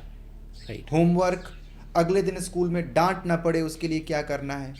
उस समय मुझे याद आता है टीचर्स डंडे लेके मारते थे बच्चों को, टीचर्स घर पे आ जाते थे। एग्जैक्टली। और माँ बाप तो, हमारे पिताजी तो कहते थे इसको और सामने मारो। वो समय आपने भी देखा हाँ, होगा। बिल्कुल। लेकिन अब मैं ये जानना चाहता हूँ कि इस प्री स्कूल में छोटे बच्चों पर कितना पेरेंट्स ध्यान देते हैं पढ़ाई लिखाई को लेकर। अच्छा पहन लिया, अच्छा खा लिया, मॉल्स में चला गया, घूम लिया, अच्छे खिलौने मिल गए, ये सब तो ठीक है। लेकिन जब बात होती है पढ़ाई लिखाई की, तो आपके हिसाब से क्या लगता है कि बच्चा घर गया तो उसके होमवर्क के लिए सभी पेरेंट्स उतने ही तल्लीनता से काम करते होंगे? नहीं अभिजीत, देखिए सभी तो नहीं, लेकिन जैसे कि मैं आपसे फिर यही कहूँगा कि मान के चलिए 60 to 70% अभी भी पेरेंट्स ऐसे हैं जो बच्चों पे इतना ध्यान दे रहे हैं कि बेटा आए, वापस आए और तुरंत आके उन्होंने डायरी खोल के देखी, आज अच्छा क्या मिला है, आपने टिफ़िन कर लिया था कि नहीं कर लिया था। ये चीज़ें आज भी करीब 60 to 70% पेरेंट्स ऐसा कर रहे हैं। लेकिन कुछ एक पेरेंट्स ऐसे हैं जो वो नहीं कर रहे हैं, उनका देखिए कुछ एक सर्टेन रीजंस हैं। आइदर दे आर वर्किंग, अब वो पता चला रात में ही 8 बजे लौट के आ रहे हैं, तो वो पूरे दिन के बाद जब रात में लौटते हैं तो रादर दैन अपने इतने 3 साल 2 साल 4 साल के बच्चे से ये पूछें कि होमवर्क में क्या मिला है, वो उनके साथ खेलना पसंद करते हैं। तो उस जगह पे वो उनसे शायद नहीं पूछ पाते हैं। लेकिन ज़रूरी बहुत है। मैं अपने पेरेंट्स को, सारे पेरेंट्स को यही बोलता हूँ कि कुछ भी हो, देखिए हमारे बच्चे प्री स्कूल वाले हैं, इनको कोई ज़रूरी नहीं है कि आप 1 घंटा लेके बैठिए, 15 मिनट दीजिए, बस 15 मिनट आप इनको दीजिए कि बच्चों आप मेरे पास बैठिए, क्या पढ़ा क्या नहीं पढ़ा आपने, कैसे कर रहे हैं, क्या स्कूल में सिखाया जा रहा है, मैम कैसे करा रही हैं, जस्ट केवल आप इतनी सारी चीज़ें बच्चों से पूछें। ये बहुत ज़रूरी है। हम उन पेरेंट्स के लिए बोल रहे हैं जो ये पूरी चीज़ें नहीं कर रहे हैं। एग्जैक्टली। मेरा सवाल खास करके था कि हाँ, सभी लोग एक जैसे नहीं हो सकते। नहीं हो सकते। जो लोग भाई बच्चों को शुरुआती समय पर आप स्कूल तो भेज दिए, सारी तैयारियां तो कर दिए, बच्चा पैदा होने के बाद जीवन स्कूल का देखना शुरू कर दिया, लेकिन आप जितना समय आपको देना चाहिए अगर आप नहीं दे पाते हैं, तो ये खास करके सवाल आप सभी के लिए था कि आप इसको खुद से एनालाइज कर सकते हैं कि क्या एग्जैक्टली ट्रुथ है, सच्चाई क्या है। आपसे मेरा सवाल एक है कि क्या अनैतिक दबाव कभी पेरेंट्स या गार्डियनशिप की तरफ से स्कूल पर आता है, या व्यक्तिगत रूप से आपने कभी ऐसा महसूस किया है, कुछ ऐसे डिमांड्स या ऐसे प्रेशर जो नॉर्मली स्कूल्स में अब होने लगे हैं पेरेंट्स या गार्जियन की तरफ से? अभी जी देखिए, प्रेशर ज़रूर आता है। देखिए हर पेरेंट ये चाहता है कि मेरा बच्चा स्कूल गया है तो ये पूरा स्कूल उसका है। ये देखिए, ये हमारा रोल होता है एज अ मैनेजमेंट कि हमें उसको किस तरह से डील करना है। हमारे पास इस तरह की कॉल्स पहले आया करती थी, लेकिन अब हमने उनको एंटरटेन करना बंद कर दिया है कि अनड्यू प्रेशर किसी स्कूल को देने से कोई लाभ नहीं है। आपको आपके बच्चे के अंदर डिफरेंस अपने आप दिखाई देने लगेगा। देखिए कई बार ऐसा होता है, मैं आपको नाम नहीं लूंगा लेकिन मैं आपको कुछ एग्जाम्पल बताता हूँ। बच्चे का एडमिशन हुआ, बच्चा पहले दिन आया, ही और शी वॉज वेरी हैप्पी। दूसरे दिन आया हैप्पी, तीसरे दिन आया रोना शुरू। क्यों? क्योंकि अब उसके लिए ये चीज़ मोनोटोनस हो गई, यार ये तो रोज आना पड़ रहा है। ठीक। चौथे दिन आया रो रहा है। 5वें दिन पेरेंट आ गए, कैसा स्कूल है आपका, बच्चा हमारा रोता रहता है, कुछ क्यों नहीं कर रहे हैं आप लोग। ये एक एग्जाम्पल हुआ। ये बदलाव है जी हाँ, सोच में। एग्जैक्टली। इसके अलावा 15 दिन हो गए, अभी मेरे बच्चे ने कुछ लिखना नहीं शुरू किया, अभी उसने कुछ बताना नहीं शुरू किया। तो हम अपने पेरेंट्स को ये बताना चाहते हैं कि प्री स्कूल्स मशीन नहीं है। हमें अपने बच्चे के अंदर अगर लाइफ स्किल का डेवलपमेंट करना है तो वो स्लोली एंड स्टेडीली आएगा। आप किसी भी स्कूल में अपने बच्चे का एडमिशन कराएं, उस स्कूल को टाइम दें, उस स्कूल को उस बच्चे के साथ जेलअप होने का टाइम दें। जब तक आप ये नहीं करेंगे तब तक वो चीज़ें नहीं होंगी। आप देखिए ना, जैसे ही बच्चा एक बार सेटल हो जाता है स्कूल में, वो टीचर की हर एक बात मानने लगता है, और वही टीचर उसके लिए मेंटोर हो जाती हैं। और घर में पेरेंट्स भी कहते हैं कि नहीं बेटा ऐसे नहीं, ऐसे करना है, लेकिन नहीं मम्मा मैम ने ऐसे बोला था तो मैं वैसे ही करूँगा। बच्चे स्मार्ट हो गए हैं अब बहुत ज़्यादा। ये उसका एक बहुत बड़ा, आपने अभी एक क्वेश्चन पूछा था, एक उसका बहुत बड़ा एग्जाम्पल है कि प्री स्कूल में भेजना बहुत ज़रूरी है। क्योंकि बच्चों का जो माइंड लेवल है, अगर हम अपने से कंपेयर करेंगे तो हमें तो पता भी नहीं था कि हम 3 साल की एज में क्या कर रहे हैं। आज की डेट में आप अगर देखेंगे, 3 साल का बच्चा, उसको मालूम है कि YouTube कैसे खोलना है, और अब अगर वो टाइप नहीं कर सकता है तो उसको मालूम है कि माइक बटन है, उसमें मैं कुछ ना कुछ बोल दूंगा तो वो आ जाएगा। हमें तो नहीं याद है कि हम कुछ ऐसा भी कर पाते थे। हम लोग तो स्कूल से भी मार खाते थे और घर पर भी मार खाते थे अगर रोए तो। एग्जैक्टली, है ना। समय बदला है तो उस हिसाब से बिल्कुल। तो बच्चे भी बहुत ज्यादा इनहैंस्ड हो गए, उनका मेंटल लेवल बहुत अच्छा हो गया है। तो इसी वजह से प्री स्कूल शुरुआत में बच्चों को जरूर भेजिए कि वो इससे बेटर कि वो डिस्ट्रैक्शन की तरफ अपना दिमाग ले जाएं। तो आप उसको कंस्ट्रक्शन की तरफ ले जाइए ना। स्कूल में जाएंगे बच्चे, सीखेंगे ही कोई नई चीज, कुछ नया करके ही आएंगे। तो it is very necessary to go to pre school, I suppose. पिछले साल एक घटना होती है लखनऊ में, जिसमें कैब ड्राइवर पे ये आरोप लगता है कि वो किसी स्कूल के बच्ची के साथ फिजिकल एब्यूज जैसी चीजें कर रहा था पिछले कुछ दिनों से। स्कूल उस पे एक्शन लेने के बजाय मामले को दबाने की कोशिश करता है। बच्ची अपने घर जाती है, बच्ची पेरेंट्स को बताती है, मामला सामने आता है। स्कूल उसके बाद भी बचाव की मुद्रा में आगे खड़ी रहती है। इस इंसिडेंट पे एक स्कूल मालिक के तौर पे आप क्या अपनी राय रखते हैं और क्या सोच रखते हैं? बच्चों के लिए ये पॉइंट जिस पे मैंने आपसे ये सवाल रखा, इसमें कमी कहाँ है? सबसे पहले तो मैं इस घटना की कड़ी निंदा करता हूँ। अब बात आती है कि गलती किसकी। यहाँ पर मैं माफ़ी चाहूँगा, लेकिन यहाँ पर गलती स्कूल ओनर, मैनेजमेंट और पेरेंट्स की भी है, सबकी है। अब क्यों है, मैं उस पे आता हूँ। पॉलिसी वो ये कहती है कि जब कोई भी आपके पास स्टाफ है या आपका वैन वाला है, तो सबसे पहले हमें उसका पुलिस वेरिफिकेशन कराना चाहिए। पुलिस वेरिफिकेशन होते ही एक स्कूल ओनर और एक स्कूल मैनेजमेंट के पास एक जरूरी कागज हाथ में आ जाता है, लिखित रिकॉर्ड आ जाता है कि वो जिस भी आदमी को आपने हायर किया है वो एक सही आदमी है। अनफॉर्चुनेटली हमारे साथ क्या है, मैं आपको एग्जैक्ट फिगर नहीं बताऊंगा, हो सकता है थोड़ा सा कॉन्ट्रडिक्टरी हो जाए, लेकिन आप यकीन नहीं मानेंगे, आज भी हमारे लखनऊ में जो वैन ड्राइवर्स हैं, वो चाहे फॉर्मल स्कूल हो चाहे वो प्री स्कूल हो, आज भी करीब 70% ऐसे ड्राइवर्स हैं जिनका वेरिफिकेशन नहीं हुआ है। क्या कारण है इसका कारण लापरवाही। देखिए एक्चुअली में क्या है कि हम एज अ पर्सन इसको बहुत हल्के में ले लेते हैं। अच्छा वेरिफिकेशन, अरे हो जाएगा, अरे करा लेंगे। किसी के साथ यही घटना घट गई तो उसके लिए दिक्कत हो गई। अब मैं बात करता हूं कि ये दिक्कत हमने पेरेंट के लिए क्यों बोला। पेरेंट के लिए इसलिए बोला कि सबसे पहले क्या पेरेंट ने ये जानने की जरूरत समझी कि उस वैन में उस ड्राइवर के अलावा क्या नैनी थी। एक प्री स्कूल के लिए ये मैंडेट है कि अगर वैन जा रही है तो उसमें नैनी होना जरूरी है।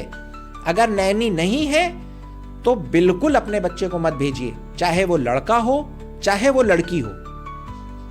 और मैं इस बात को जानता हूं कि जब वो बच्चा जा रहा था उस वैन में, उसमें नैनी नहीं थी।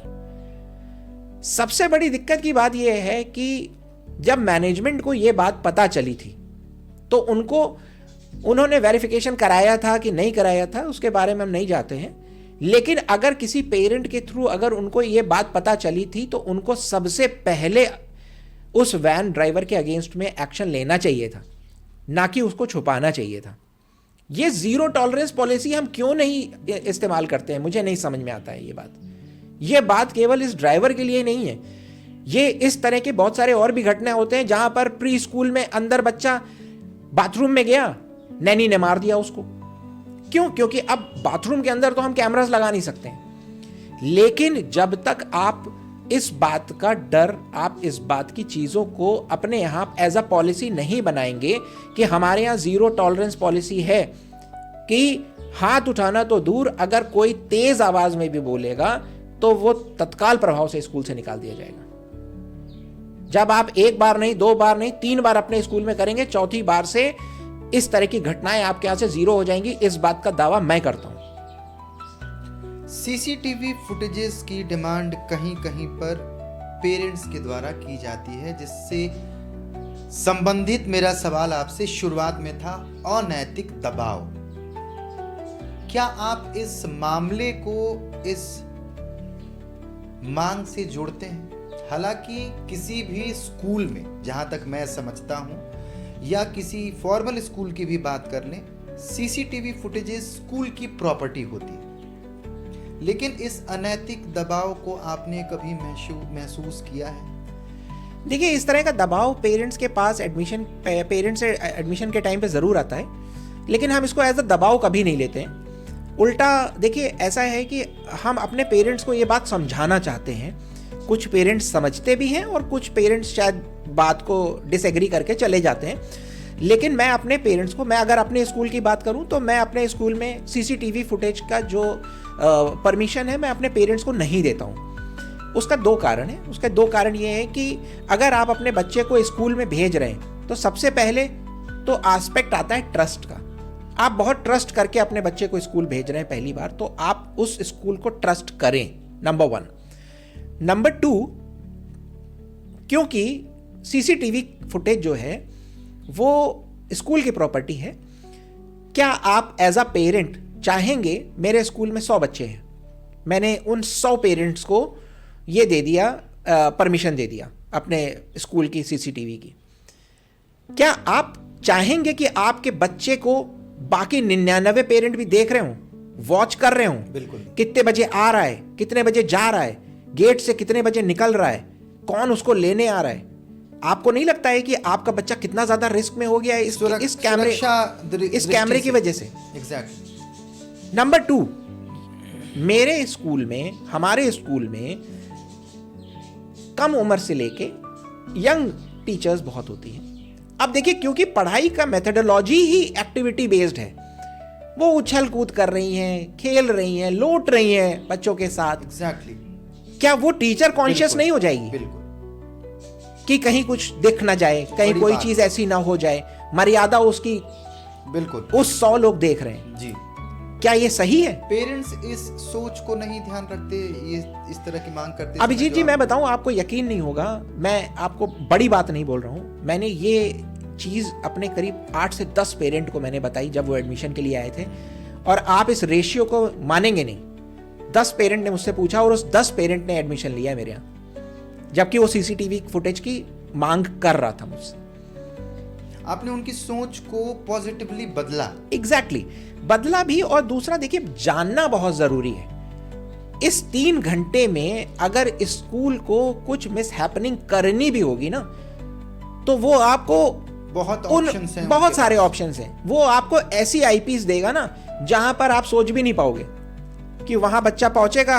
अभी क्या स्कूल को नहीं मालूम है, या टीचर को नहीं मालूम है, या आया दीदी लोग को नहीं मालूम है, स्कूल के हर एक कोने पे कैमरा नहीं लगा है।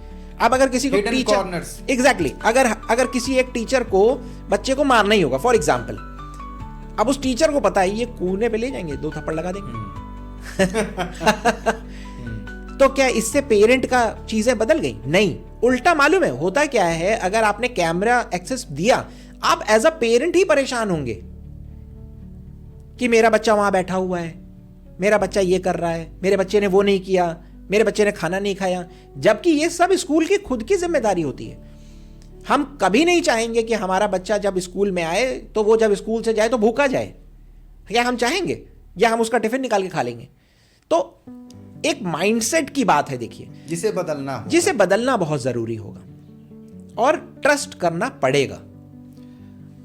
इस घटना के बाद स्कूल यूनियन ने क्या स्टेप उठाए जिससे दूसरों की डिग्निटी बची रहे, या जो शुरू से ही बेहतर करने की कोशिश कर रहे हैं स्कूल में, प्री स्कूल कह लें, या क्या ऐसा कुछ हुआ जो आप बता सकें जिससे कि वो लोग इस जानकारी को सुन और देख पाएं जिन्हें शायद उसके बाद की घटनाओं के बारे में नहीं पता हुआ? क्या स्कूल का कोई यूनियन जो होता है या कुछ उसके बाद स्टेप लिए गए ऐसे? देखिए, डेफिनेटली प्राइवेट एजेंसीज तो है ही हैं, जिसमें कि एक प्री स्कूल एसोसिएशन के नाम से है। देखिए, एसोसिएशन जो है वो एक नोटिस जारी कर सकती है, लेकिन वो कदम उठाए गए थे, हालांकि मुझे जानकारी है इसका। लेकिन अब उस पे इम्प्लीमेंटेशन हुआ कि नहीं हुआ, ये नैतिक जिम्मेदारी उस स्कूल ओनर की होनी चाहिए। अगर एक कान से सुन के दूसरे कान से निकाल देंगे तो भगवान ना करे, लेकिन ये हादसा फिर कभी भी फिर हो सकता है। इसीलिए मेरी सबसे विनती है कि जो भी अपना स्कूल चला रहे हैं वो कृपा करके, अगर वैन से बच्चे जा रहे हैं तो वैन ड्राइवर का सबसे पहले पुलिस वेरिफिकेशन कराएं, आया को जरूर रखें वैन में। अगर आया नहीं है तो भले ही पेरेंट्स से आप कह दीजिए कि सर आज अपने बच्चे को आप खुद छोड़िए, क्योंकि आया दीदी अवेलेबल नहीं है।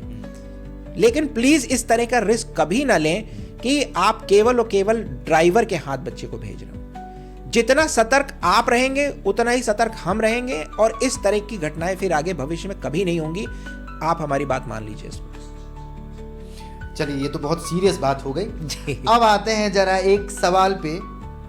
सुन रहे हैं कि फॉर्मल स्कूल खुरपेची करना शुरू कर दिए हैं प्ले स्कूल खोल के। क्या हिसाब किताब है? आखिर उनको क्या चैन से नहीं बैठ पाते हैं? फॉर्मल स्कूल, बड़ी बिल्डिंग, कहीं कोने में एक, जैसे मेरी सोच है, खोल के बैठ जाओ। देखिए, ऐसा है, नेशनल एजुकेशन पॉलिसी साल 2020 में बनी थी, जिसका इम्प्लीमेंटेशन स्लोली एंड स्टेडली हर साल दर साल होता रहा। कुछ चीज़ों को लेके, बहुत सारी चीज़ों को लेके इम्प्लीमेंटेशन हो गया है, और अभी बहुत सारी चीज़ों को लेके इम्प्लीमेंटेशन होना है। तो इसी नेशनल एजुकेशन पॉलिसी के ही अंतर्गत एक चीज़ आती है, जिसे नेशनल पॉलिसी ने कहा कि अब से फॉर्मल स्कूल भी अपने ही स्कूल में प्री स्कूल्स चलाएंगे। मतलब play group, pre nursery, nursery, lower KG, upper KG, वो भी चलाएंगे। पहले क्या होता था कि यूजुअली केजी या क्लास 1 से फॉर्मल स्कूल चलते थे, 1 से लेके 12 तक चलते थे। अब क्या हो गया कि अब उनको ये इस बात की छूट दे दी गई है कि आप अपने यहाँ 4 कमरे और बढ़ा लीजिए और प्री स्कूल चला लीजिए। देखिए, इससे प्री स्कूल पे बहुत बड़ा इंपैक्ट आया, मैं आपको बता रहा हूँ। ऐसा नहीं है कि नहीं आया, क्योंकि मैंने जैसे कि आपको अभी बीच में बोला था कि जिन पेरेंट्स का ये माइंडसेट है कि हमें अपने बच्चे को डायरेक्टली फॉर्मल स्कूल भेजना है, उस पेरेंट ने क्या किया, ये सोचा कि अरे पहले अभी 2 साल यहाँ प्री स्कूल भेजेंगे, फिर उसके बाद फॉर्मल स्कूल भेजेंगे। इससे अच्छा जब नर्सरी, इसको प्री नर्सरी यहीं करना है, इससे अच्छा फॉर्मल स्कूल में कर लेता है। हॉस्पिटल से सीधे प्री स्कूल में ही, फॉर्मल स्कूल में ही भेज देते हैं। आपको मैं बीच में फिर से डिरेल्ड हो रहा हूं, आप यकीन नहीं मानेंगे। मैं आपको एक किस्सा बताता हूं, बहुत छोटा सा किस्सा है। एक दिन शाम का टाइम था, मेरे पास करीब 6, साढ़े 6 बजा होगा करीब। एक लेडी का फोन आता है, उन्होंने कहा कि सर मेरा ये नाम है और मैं एक रेप्यूटेड बैंक में काम करती हूँ और मैंने अभी वापस से अपना बैंक रीज्वाइन किया है। तो मैंने कहा बहुत अच्छी बात है मैम, इसमें लेकिन मैं एज अ स्कूल एजुकेटर आपका क्या हेल्प कर सकता हूँ। उन्होंने कहा सर मेरा 3 महीने का बच्चा है। आपको सुन के अजीब सा भी लगना ही शुरू हो गया होगा। 3 महीने का बच्चा है, घर पे दिक्कत हो रही है उसको रखने में, नैनी संभाल नहीं पा रही है, क्या मैं आपके स्कूल या डे केयर में उसको छोड़ सकती हूँ? मैं सुन के बिल्कुल हिल गया। मैंने कहा ये क्या हो रहा है, मतलब आज किस होड़ में हम लोग चले जा रहे हैं। आपको मैं बताऊं, आज की कंडीशन कुछ भी हो, लेकिन मैं अपने स्कूल में, चाहे वो प्री स्कूल से रिलेटेड हो या डे केयर से रिलेटेड हो, मैं 2 साल से नीचे कोई बच्चा नहीं लेता हूं। जब तक बच्चा अपनी चीजों को बता ही नहीं पाएगा, आप किसी थर्ड पार्टी के हाथ में कैसे बच्चे को दे सकते हैं? आपने सवाल उनसे नहीं किया कि तो फिर बच्चा पैदा ही क्यों हुआ? ये देखिए- हालांकि थोड़ा सवाल ये Exactly. रील वाली फिर से हो जाएगी, लेकिन ये on a very serious note ये जी। सवाल बनता है, और व्यक्ति इस पे नॉर्मली यही सवाल पूछ सकता है कि फिर बच्चा तुमने पैदा ही क्यों किया जब 3 महीने बाद तुमको किसी और के पास ही भेजना है? ये मैंने अपने मन में ही सोच लिया था। एग्जैक्टली नहीं, ये मुझे लगता है कि इस सवाल जवाब में एक बहुत इंपॉर्टेंट बात आपने मुझसे कही जी कि जिसके पास पैदा होने के बाद 3 महीने के बाद समय ना हो, बिल्कुल। तो वो उसकी पेरेंटिंग तो वहीं से खराब है। अब आप ये समझ लीजिए कि आप मतलब पेरेंट ये चाहता है कि बच्चा वो उसी स्कूल में आए, वहां डे केयर में आए, नैनी ही उसको तेल मालिश करे। मतलब आप ये समझ लीजिए ये लेवल। और अब आपको मैं बताता हूं, अभी ये बात यहां खत्म नहीं हुई। मैंने मना कर दिया। 1-1.5 महीने के बाद मेरे पास उस लेडी का फोन आता है और उन्होंने जस्ट मुझे केवल बताने के लिए कि सर ये स्कूल है, उन्होंने नाम भी लिया और उन्होंने ले लिया है। अब मेरा बच्चा 4.5 महीने का हो गया है और उस finally स्कूल ने ले लिया है। तो मैंने उनको जवाब भी दिया कि मैंने कहा मैम बहुत अच्छी बात है, आपका प्रॉब्लम सॉल्व हुई, लेकिन मैं अपनी पॉलिसीज को कभी भी डिरेल्ड नहीं करता हूं just for the sake of एक एडमिशन के लिए। एग्जैक्टली। कल को वो बच्चे के साथ कुछ ऊपर नीचे होगा, नाम तो मेरा ही खराब होगा, तो मैं ऐसी चीज क्यों करूं? सर 3 महीने में कौन सा बच्चा स्कूल जाता है? बस आप ये सोच लीजिए। तो मैं वो ये स्टोरी एक बीच में ले आया था एक फॉर्मल स्कूल और प्री स्कूल की Exactly. बात से, तो मैं वापस आता हूं। तो लाइक अभी क्या हो गया, फॉर्मल स्कूल ने प्री स्कूल्स खोल दिए, जिससे कि हमारे स्कूल प्री स्कूल्स पे इम्पैक्ट आया, क्योंकि पेरेंट ने कहा कि अब भाई ठीक है, जब जहां 12 साल पढ़ेगा वहां आप 15-16 साल वहीं इस स्कूल में पढ़ेगा। लेकिन आपको मैं बताऊं, हमारे पास वो बच्चे भी आए जहां पर पेरेंट ने पहले अपने बच्चे का फॉर्मल स्कूल में एडमिशन कराया, 2 महीने के बाद उस बच्चे का नाम कटवाया और उसको प्री स्कूल में डाल दिया। क्यों? हमने पूछा क्यों?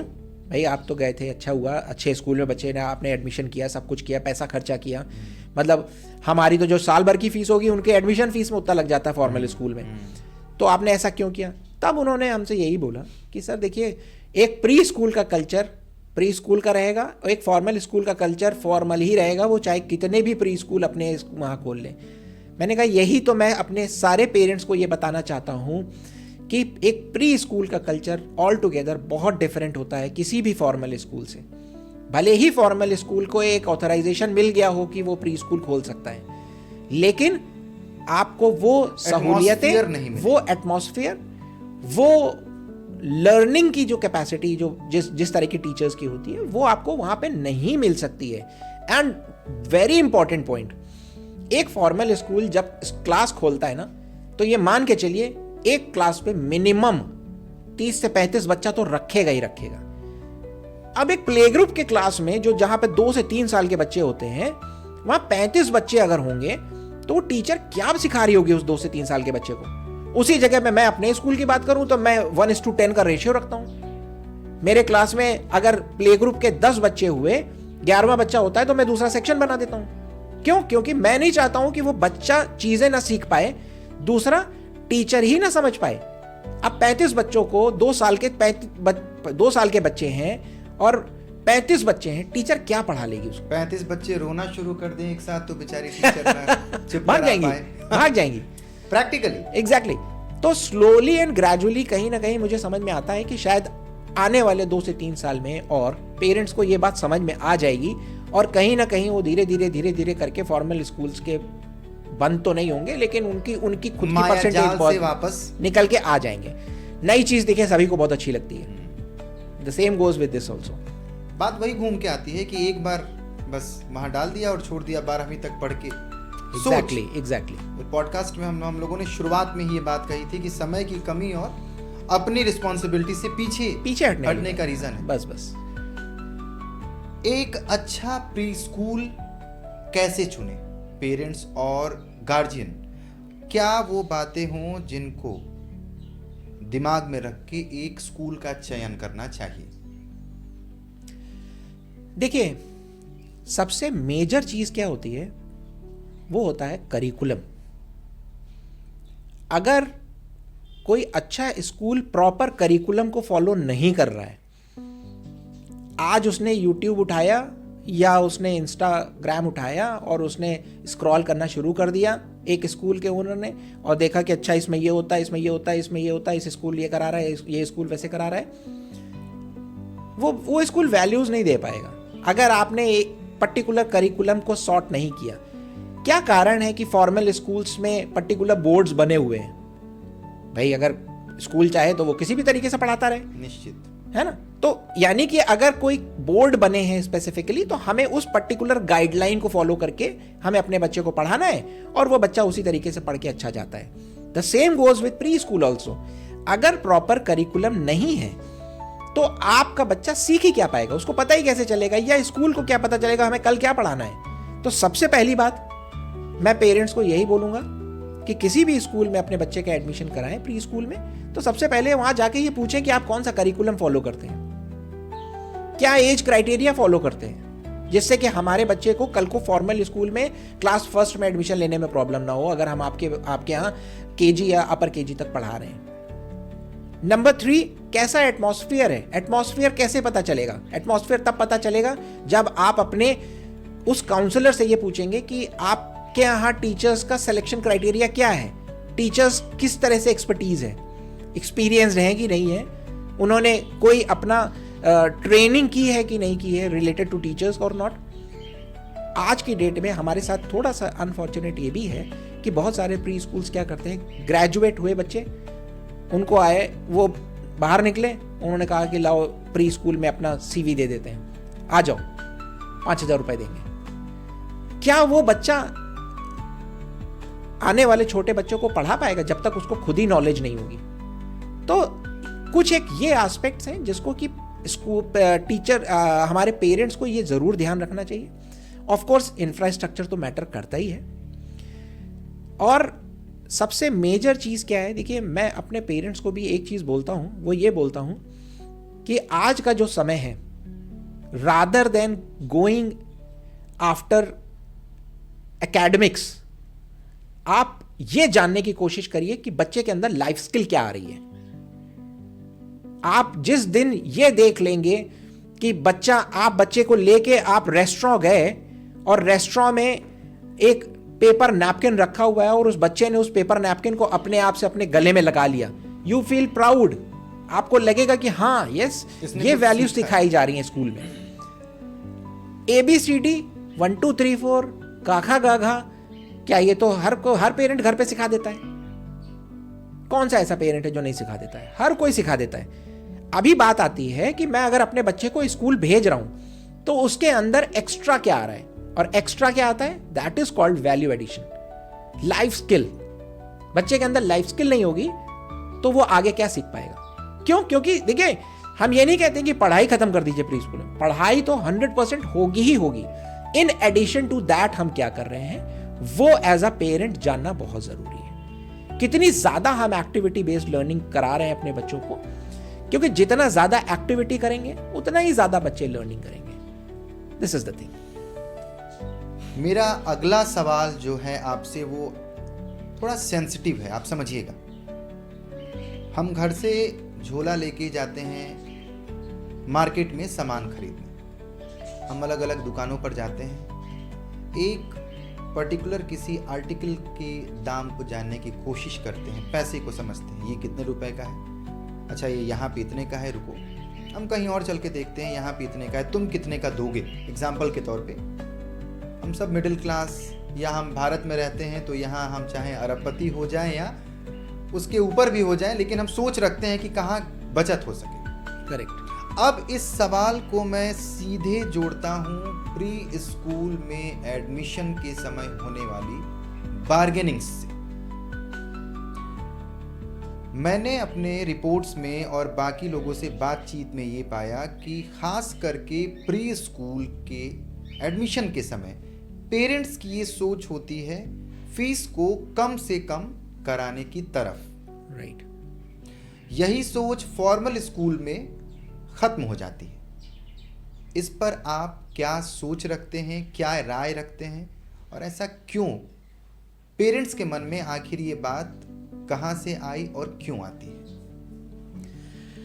अभिजीत जी देखिए, मैंने आपसे एक बात बोली थी अपने पॉडकास्ट के बीच में कि आप देखिए मिक्स बैग होता है, जहाँ पर आज भी कुछ एक पेरेंट्स ये सोचते हैं कि हाँ प्री स्कूल चले जाना चाहिए, हाँ चले जाएंगे, कोई दिक्कत नहीं है, हो जाएगा, जाना चाहिए, हो ओके है। और बहुत सारे ऐसे भी पेरेंट हैं जो कि बहुत एक्टिव हैं प्री स्कूल को लेके कि नहीं, प्री स्कूल जाना बहुत ज़रूरी है। अब बात आती है कि बार्गेनिंग को लेके, डेफिनेटली हमारे स्कूल में भी होता है। देखिए ये स्कूल टू स्कूल का कॉल होता है। अभी क्या है कि पेरेंट आपके पास आता है, आपकी सारी चीज़ों को समझता है। पहले आपने अपने स्कूल के बारे में बताया, अपना करिकुलम बताया, अपना वे ऑफ टीचिंग बताया, अपना मेथोडोलॉजी बताया, आप किस तरह से करते हैं, अपनी टाइमिंग बताई, अपना इन और आउट टाइम, सारा सब कुछ आपने पेरेंट को बता दिया। फिर आपने कहा कि now let's come to the fees structure. जैसे ही पेरेंट फीस स्ट्रक्चर देखता है तो अब हम उस पेरेंट पे आते हैं जो बार्गेनिंग करने वाला है। वो आपके पास आता है और वो सारी चीज़ें देखता है। फिर उसके बाद आइदर तो वो आपके पास चला जाता है, आपके पास अच्छा ठीक है हम आपको बताएंगे, क्यों? क्योंकि उसको तो अगली दुकान में जाना है पता करने कि ये इतने का बेच रहे हैं तो हम कितने और कहीं और दूसरी जगह पे कम में क्या चीज़ें हैं। ये वो पेरेंट हैं जो कंफ्यूज हैं, जिन्हें अभी पता नहीं है कि हम क्या एजुकेशन अपने बच्चे को देने जा रहे हैं। वो इस बात से खुश हैं कि हम 500 रुपए कम करा के आए। सबसे मेन चीज। अब बात आती है कि जब आप पेरेंट हमारे सामने भी बैठ के बार्गेनिंग करते हैं कि नहीं सर वो एक्चुअली में क्या है, वो आपके वो पास में जो एक स्कूल है उन्होंने तो फीस इतनी कर दी है। वो आपके पास वाला स्कूल क्यों फीस उतनी कर दी? देखिए उसको मालूम है वो स्कूल मेरे स्कूल से भी पुराना स्कूल है। हालांकि मैं बात आपके स्कूल या किसी पर्टिकुलर स्कूल की बिल्कुल बिल्कुल सही बात है। वो कोई भी व्यक्ति जो किसी अन्य स्कूल की बात कर रहा है तो उस पर्टिकुलर स्कूल या विद्यालय ने क्यों फीस कम करने की बात उस व्यक्ति से की, सवाल ये है। देखिए आज की डेट में जैसे कि फॉर्मल स्कूल में है वैसे ही प्री स्कूल्स में भी उतनी ही होड़ हो गई है कि मेरे यहाँ किसी भी तरीके से एडमिशन हो जाए। क्योंकि अब मैं आपको बताऊं पिछले 4 सालों में इसको भी, प्री स्कूल को भी लोगों ने एक बहुत बड़ा बिजनेस पॉइंट ऑफ व्यू बना लिया है। होता क्या है कि सामने से आप किसी भी चीज को देखें, अरे यार कितना बढ़िया है, तो बड़ा आसान है यार, क्या करना है, स्कूल खोल देना है, बैठ जाओ, थोड़ी सी अपनी पब्लिसिटी कर दो, बच्चे आना शुरू हो जाएंगे, कितना इजी है। लेकिन उसके पीछे का एफर्ट जो है ना वो हमें दिखाई नहीं देता है। वो तो तब दिखाई देता है जब हम उस कुएं में कूद जाते हैं, तब हमें पता चलता है।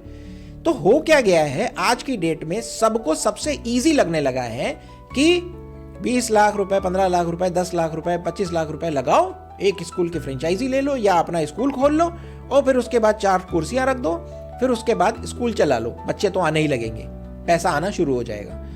तो अभी क्या है कि जो एक समय पे स्कूल, लखनऊ की अगर हम बात करें जहां पर 2 से 2,500 स्कूल हुआ करते थे, आज ड्रास्टिकली करीब 6,000 प्री स्कूल हो गए।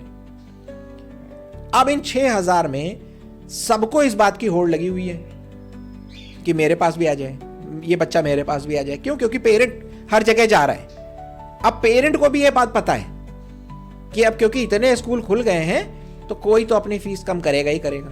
अब ये करने का कारण केवल और केवल ये है कि वो बच्चा बस मेरे पास आ जाए। अब मैं उसको क्या एजुकेशन दूंगा क्या नहीं दूंगा वो सेकेंडरी है, वो सेकेंडरी है, वो पेरेंट के लिए भी सेकेंडरी है।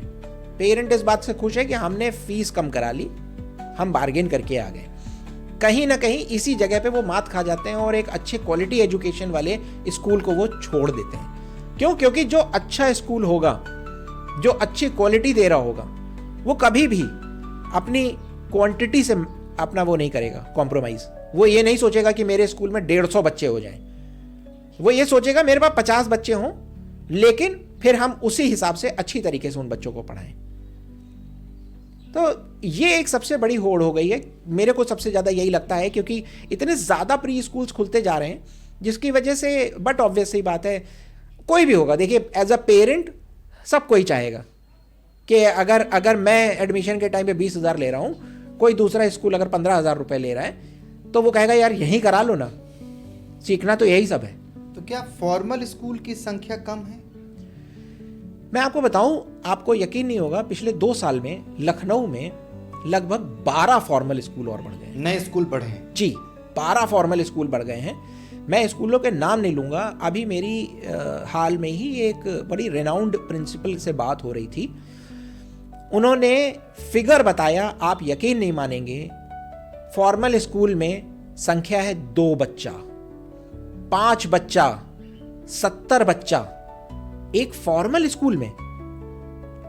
तो ये जिस चीजों से परेशान हम प्री स्कूल ओनर्स हो रहे हैं, अब वो आने वाले समय में यही चीज फॉर्मल स्कूल वाले भी हो रहे हैं। आपको मैं थोड़ा सा इसमें एक चीज और ऐड करूंगा।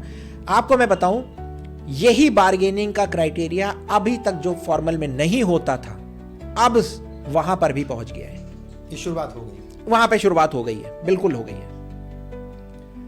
मेरा सवाल आपसे ये है कि जिस एजुकेशन, मैं शब्द बोलूंगा बिजनेस, बहुत पहले से शिक्षा का व्यवसाय जिसको बोलते हैं, जी, और ये सच्चाई है कि एक व्यक्ति बहुत क्वालिटी की भी चीज अगर कोई सर्विस दे रहा है अपने सर्विस प्रोवाइडर कह लें या सर्विस लेने वाले लोगों को, तो वो कहीं ना कहीं रेवेन्यू की भी बात सोचता है, क्योंकि पैसे के बिना सब कुछ क्या आज के समय में लगभग कुछ भी पॉसिबल नहीं। बिल्कुल सही बात है। क्या एजुकेशन बिजनेस कोलैप्स हो रहा है धीरे धीरे in the sense number of organisations या इंस्टीट्यूशंस के बढ़ने से? और इसमें क्वालिटी कहाँ है?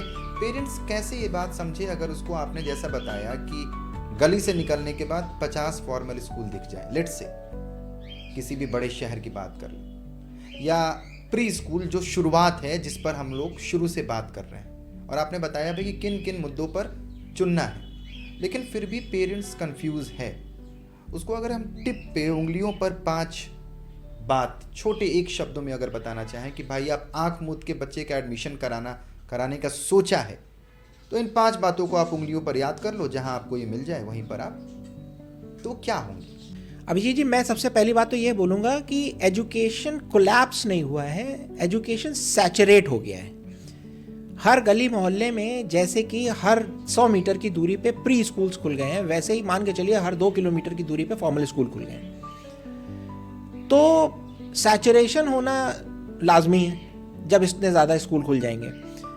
अब बात आती है कि पेरेंट्स की अगर हम बात करें, तो मैं अपने पेरेंट्स को ये हमेशा सजेस्ट करूंगा कि किसी भी प्री स्कूल को चूज करने से पहले ज़रूरी है कि ब्रांड देखें, उसकी वैल्यूज़ को समझें कि वो किस वैल्यू पे चल रहा है, उसके करिकुलम को समझें, ट्रस्ट करें। The main thing is this, trust करें और हैप्पीली माइंड के साथ बच्चे को भेजें। प्लस बच्चे से हमेशा पॉजिटिव एटीट्यूड के साथ ही चीजों को पूछें कि बेटा आज स्कूल में कैसा रहा। मैं आपको बताऊं, मैं अपने पेरेंट्स को एक चीज सिखाता हूं। मैंने एक दिन क्या हुआ, मैंने अपने स्कूल के गेट पे ही देखा, एक नया बच्चा था, उसको शायद 4-5 दिन हुए होगा आए हुए। उसने वो गेट से निकल के गया, ही वॉज वेरी हैप्पी, दौड़ता दौड़ता मम्मा मम्मा मम्मा मम्मा करता हुआ, और बस अपने मम्मा के पास पहुंचा। और मम्मा का सबसे पहला क्वेश्चन क्या था? किसी ने डांटा तो नहीं? मैंने उनको तुरंत ऑफिस बुलाया और मैंने उनको समझाया, और उसके बाद वो समझ भी गई। मैंने कहा मैम, ये बच्चे इतने छोटे हैं और ये सबसे पहले स्टोरी बनाते हैं, तो प्लीज कभी भी किसी भी बच्चे से नेगेटिव क्वेश्चन नहीं पूछिए। अगर आपने बच्चे से ये पूछना शुरू कर दिया, किसी ने मारा, किसी ने डांटा, तो वो 5 दिन के वो 5 दिन के बाद से वो खुद ही अपने आप कहने लगेगा। पहले सवाल को ही वो एग्जैक्टली उसको ये लगने लगेगा कि अरे मम्मी मुझसे ये पूछ रही है तो अब मैं बोल देता हूं। कई बार ऐसा भी होता है कि मम्मा वो टीचर ने मारा था, मैं आज स्कूल नहीं जाऊंगा। तो वो उसकी हैबिट पे बनना शुरू हो जाता है, और फिर सेम चीज हो जाती है कि पेरेंट का फिर उस स्कूल से ट्रस्ट खत्म हो जाता है। तो मैं अपने पेरेंट्स को हमेशा यही सुझाव देता हूं कि हमेशा एक तो जरूर है कि अपने बच्चे से बात जरूर करिए। और वो बच्चे से बात मालूम है कैसे होती है? मैं आपको थोड़ा सा एक चीज बताना चाहूंगा। आपको बच्चा, कई बार हमको ये पेरेंट्स से चीजें मिलती हैं कि सर प्लीज बताइए क्या हो रहा है स्कूल में, कैसा कर रहा है, क्या नहीं कर रहा है। हम उनसे पूछते हैं कि आपने नहीं पूछा, वो बताता ही नहीं है। एग्जैक्टली। उससे जब पूछो खेला, उससे जब पूछो टिफिन खाया, बस उससे ज्यादा वो कभी नहीं बताता है। हम उनसे यही कहते हैं कि आप कभी बच्चे से पूछिए ही नहीं, आप एक हैबिट बना दीजिए। हैबिट किस तरह से बनती है? हैबिट इस तरह से बनती है कि आप जैसे ही आपने बच्चे से गेट पे लिया, आपने गाड़ी में बैठाया और आप उससे कुछ मत पूछिए। आप उससे कहिए बेटा मैंने जब स्कूल छोड़ लिया था, फिर मैं वापस घर आई, उसके बाद मैंने ये किया, फिर मैंने इसके बाद ये काम किया, फिर मैंने वो किया, फिर मैंने दादी के पास गई, फिर मैंने टीवी भी देखा, तब मैंने देखा अच्छा 12 o'clock हो रहा है, मेरा टाइम हो रहा है, फिर मैं आपको लेने आ गई। Without any asking any question, आप अगर ये रूटीन अगले हफ्ते भर या 10 दिन करेंगे, आप देखिएगा 11वें दिन से बच्चा अपने आप अपना रूटीन बताना शुरू कर देगा। क्यों? क्योंकि वो आपसे ही सीख रहा है। बच्चे को तभी पता चलेगा कि अच्छा ये मुझे करना है, देखो मेरी मदर मुझे सब कुछ बताती हैं कि ये करने हैं, मैं, जबकि बच्चे को उससे कोई लेना देना नहीं। तो मैं अपने पेरेंट्स को हमेशा यही सजेस्ट करता हूं कि क्वेश्चन पूछने से पहले आप अपने रूटीन्स बताना शुरू करिए। फिर देखिएगा आपकी चीजों को बीच में रोक देगा और ये कहेगा मम्मा आज तो मैम ने ना आज ये फॉर्मेशन कराया, आज मैम ने ये एक्टिविटी कराई, आज मैंने टिफिन इतना खाया, इतना टिफिन गिरा दिया, मम्मा वो जो मेरा दूसरा फ्रेंड था उसने मेरा पराठा छीन लिया। वो सब कुछ आपको बताएगा।